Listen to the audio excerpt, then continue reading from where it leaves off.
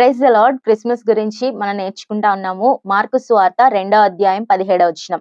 యేసు ఆ మాట విని, రోగులకే గాని ఆరోగ్యము గలవారికి వైద్యుడక్కరలేదు, నేను పాపులనే పిలువవచ్చితిని గాని నీతిమంతులను పిలువరాలేదని వారితో చెప్పెను. యేసు ప్రభువారు జన్మించిన ఉద్దేశం ఏంటి అనంటే పాపులను పిలవటం కొరకు వచ్చారు. అనీతిమంతులను పిలవటం కొరకు యేసయ్య జన్మించారు. అయితే యేసయ్య ఎందుకు జన్మించారు అని మనము క్రిస్మస్ అనే అక్షరాలతో CHRIST అనే అక్షరాలతో నేర్చుకున్నాము. ప్రతి అక్షరానికి 2 పదాల్లాగా. మొన్న మనము M అంటే మినిస్టరింగ్, పరిచర్య చేయటం కొరకై యేసయ్య భూమి మీదకి వచ్చారు, యేసయ్య జన్మించారని నేర్చుకున్నాము. ఈ రోజు మనము ఇంకొక M గురించి మనం నేర్చుకుందాము. లూకా సువార్త 19వ అధ్యాయం 10వ వచనంలో, నశించిన దానిని వెదకి రక్షించుటకు మనుష్య కుమారుడు వచ్చినని అతనితో చెప్పెను. మన జీవితంలో ఒక అద్భుతం చేయడం కొరకే యేసుప్రభు వారు జన్మించారు. M అంటే ఇంకోటి మనం ఏం చెప్పొచ్చు అని అంటే మిరాకిల్స్, అద్భుతం.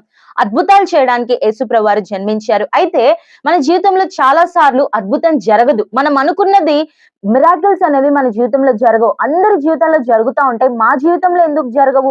యేసయ్యను మేము అంగీకరించాం కదా, యేసయ్యను మేము స్వంత రక్షకునిగా అంగీకరించాం కదా, మరి మా జీవితంలో ఎందుకు అద్భుతాలు జరగట్లేదు అంటే, ఈ రోజు మనం కొన్ని విషయాలు మాట్లాడదాము. మత్తయి సువార్త 13వ అధ్యాయం 58వ వచనంలో, వారి అవిశ్వాసమును బట్టి ఆయన అక్కడ అనేకమైన అద్భుతములు చేయలేదు.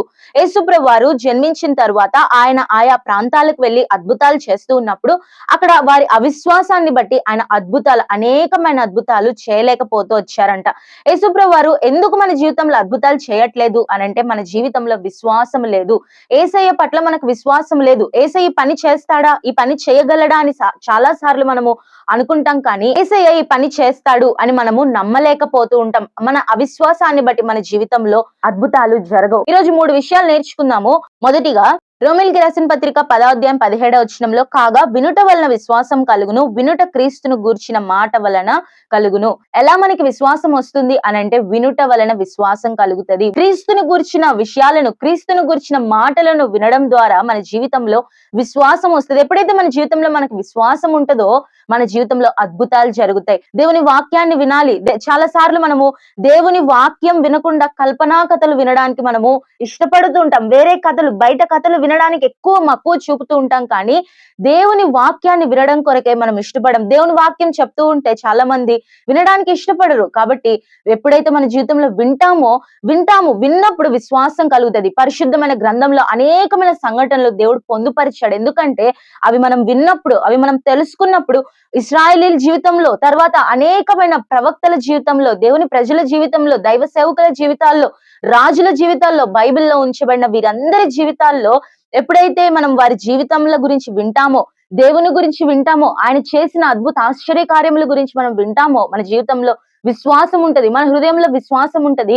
ఆ విశ్వాసం ద్వారా దేవుడు మన జీవితంలో అద్భుతమైన కార్యములు జరిగిస్తాడు. రెండోదిగా ఇంకా మనకి విశ్వాసము ఎలా వస్తుంది అనంటే లూకా సువార్త 17వ అధ్యాయం 5వ వచనం, అపోస్తలులు మా విశ్వాసము వృద్ధి పొందించమని ప్రభువుతో చెప్పగా, యేసుప్రభు వారిని అపోస్తలులు అడుగుతా ఉన్నారు, మా విశ్వాసమును వృద్ధి పొందించండి, ఇంక్రీజ్ అవర్ ఫెయిత్ అని దేవుని వారు అడుగుతా ఉన్నారు. అపోస్తులు అడుగుతా ఉన్నారు. ఎవరి అపోస్తులు అంటే పంపబడిన వారిని మనం అపోస్తులుగా మనము మాట్లాడతాం.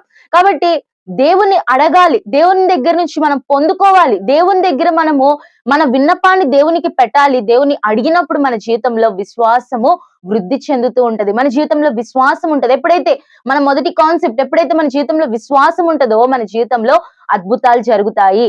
దేవుని దగ్గర నుంచి నేర్చుకోవాలి, దేవుని దగ్గర నుంచి దేవుణ్ణి అడగాలి, దేవుని దగ్గర నుంచి నేర్చుకోవాలి.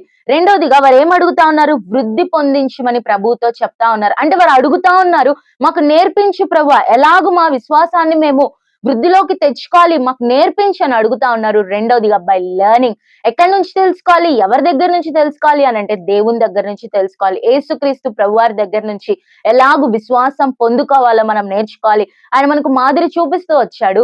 అదే మాదిరి మనం కూడా కలిగి ఉండాలి. మనం దేవుని అడిగినప్పుడు, దేవుని దగ్గర నేర్చుకున్నప్పుడు మనకి విశ్వాసం వస్తుంది. ఆయన పాదముల యొద్ద కూర్చొని మనం నేర్చుకున్నప్పుడు విశ్వాసం మన జీవితంలో ఉంటది. తద్వారా మన జీవితంలో అద్భుతాలు జరుగుతాయి. అందుకొరకే యేసు ప్రభువారు జన్మించారు. మూడవదిగా మనకి ఇంకా ఎలాగో విశ్వాసం వస్తుంది అంటే హెబ్రీయులకు రాసిన పత్రిక 12వ అధ్యాయం 2వ వచనం మధ్యలో విశ్వాసమునకు కర్తయు దానిని కొనసాగించువాడనైన యేసు వైపు చూచుచు the author and finisher of our faith, looking అంటూ the author and finisher of our faith. ఆయన వైపు చూడాలి. బై లుకింగ్ అంటూ హిమ్, ఆయన వైపు చూసినప్పుడు మనకి విశ్వాసం వస్తుంది. మనుషుల వైపు చూసినప్పుడు అవిశ్వాసం, మనుషుల వైపు చూసినప్పుడు మనం కృంగిపోతూ ఉంటాం, మనుషులు మనల్ని నిరుత్సాహపరుస్తూ ఉంటారు. కానీ ఎప్పుడైతే మనం యేసు వైపు చూస్తామో, ఎప్పుడైతే మనం దేవుని వైపు చూస్తామో, ఎప్పుడైతే ఆయన చేసిన కార్యం వైపు చూస్తామో, ఎప్పుడైతే ఆయన ఎందుకు జన్మించారు అనేది మనము గుర్తు చేసుకుంటామో, ఎప్పుడైతే ఆయన శిలువ మరణాన్ని మనం చూస్తామో, అప్పుడు మన జీవితంలో విశ్వాసం వస్తుంది. నా కొరకు కల్వరి శిలువలోనే ప్రాణం పెట్టాడు యేసయ్య, మరి నా కొరకు ఈ కార్యాన్ని చేయలేడా అని ఒక విశ్వాసము దేవుని మీద మనకి కలుగుతుంది. కాబట్టి మూడోదిగా బై లుకింగ్ అంటూ హిమ్, ఆయన వైపు చూడాలి. ఎవరు ఆయన అంటే ఆయన విశ్వాసానికి కర్త, దాన్ని కొనసాగించేవాడు కూడా ఆయన. ఇంగ్లీష్ లో అయితే ద ఆథర్ అండ్ ఫినిషర్, ఆయనే మొదలు పెట్టేవాడు, ఆయనే ఫినిషర్, ఆయనే ముగించేవాడు. మన విశ్వాసాన్ని మొదలు పెట్టేవాడు ఆయనే, మన విశ్వాసాన్ని ముగించేవాడు ఆయనే, మన విశ్వాసాన్ని కొనసాగించేవాడు కూడా ఆయనే. కాబట్టి మనుషుల దగ్గరికి వెళ్ళి మన విశ్వాసం మనం వెతుక్కోలేం, కానీ మనుషుల దగ్గరికి వెళ్ళి వారు చెప్పిన మాటలు విని మనం విశ్వాసం పొందుకుంటాం అనుకోవడము కాదు, కానీ దేవుని దగ్గరకు వచ్చి యేసు వైపు చూస్తూ మన విశ్వాసాన్ని మనం పెంచుకోవడానికి ప్రయత్నం చేద్దాం. ఎప్పుడైతే మన జీవితంలో విశ్వాసం ఉంటుందో మన జీవితంలో అద్భుతాలు జరుగుతాయి. యేసు ప్రభువారు ఎందుకు జన్మించారు అంటే పాపులను రక్షించుటకు. ఎవరి పాపులు, ఎలా ఉన్నారు ఈ పాపులు? అనేకమైన వచనాలు ఉన్నాయి, అనేకమైన విషయాలు ఉన్నాయి వారి గురించి. నశించిన దానిని వెదకి రక్షించుటకు యేసయ్య భూమి మీదకి వచ్చారు. అదొక అద్భుతం. ఎవ్వరు విడిపించలేని పాపముల నుంచి విడిపించబడటం ఒక అద్భుతం. ఎలా జరిగింది అని అంటే ఆయన మనుష్య కుమారునిగా భూమి మీదకి వచ్చాడు, ఆయన కలువరి శిలువలో ప్రాణం పెట్టాడు, ఆయన మన కొరకు జన్మించాడు, ఒక పశువుల తొట్టిలో ఆయన పరుండ పెట్టబడుతూ వచ్చాడు, తలవాల్చుకుంటూ కూడా స్థలము లేని పరిస్థితుల్లో తిరుగుతూ వచ్చాడు, నీ కొరకు నా కొరకు ఎన్నో అవమానాలు పొందుతూ వచ్చాడు. ఇవన్నీ దేని కొరకు ఆయన చేశాడంటే మన జీవితంలో అద్భుతం చేయడానికి. అన్నిటికంటే ప్రాముఖ్యమైన అద్భుతం ఏంటి అని అంటే మనకి రక్షణ ఇచ్చాడు. పాపములో నశించిపోతున్న మనల్ని, పాపం యొక్క బానిసలో ఈడవబడుతున్న మనలను, మన ఆలోచనలు, మన తలంపులు, మన ఊహలు, మన క్రియలు అన్ని కూడా, మన నడవడిక అంతా కూడా పాపంలో ఉన్నప్పుడు ఆయన ఆ పాపం నుంచి మనల్ని విడిపించి మన జీవితంలో అద్భుతం చేస్తూ వచ్చాడు. ఆ అద్భుతం ఈ రోజు నీ జీవితంలో, నా జీవితంలో కూడా చేయాలనుకుంటున్నాడు. ఈ అద్భుతం చేయాలి అంటే మన జీవితంలో విశ్వాసం ఉంచాలి.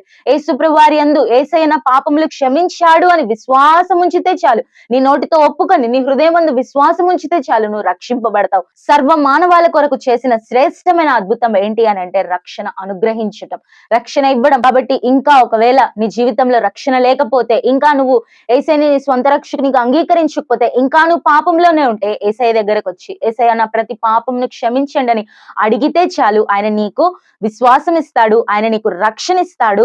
ఆ రక్షణ నీ జీవితంలో ఆయన కొనసాగిస్తూ వస్తాడు. అదే మన జీవితంలో నిజమైన క్రిస్మస్.